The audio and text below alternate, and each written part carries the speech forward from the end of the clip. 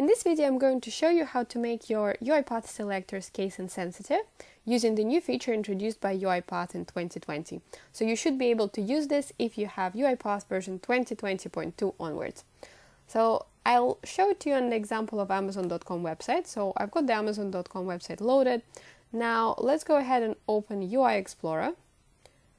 And I will try and scope in this button gift cards.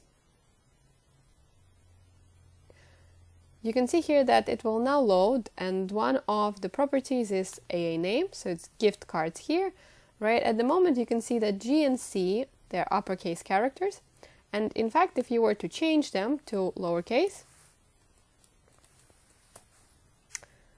your selector will break.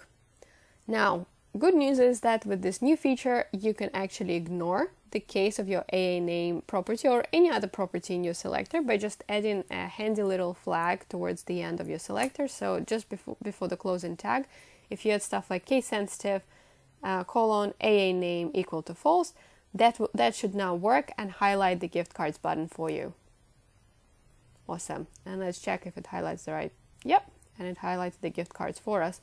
Now, if you also wanted to, for example, make the title case insensitive, you can totally do that.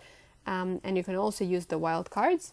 So for example, let's go ahead and make this just Amazon.com followed by the wildcard.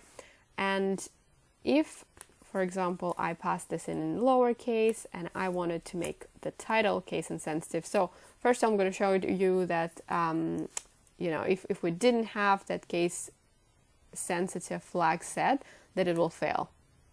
Yeah, because the title is actually with capital A. So now that I'm going to add this and I just need to change the A name to title, that should work.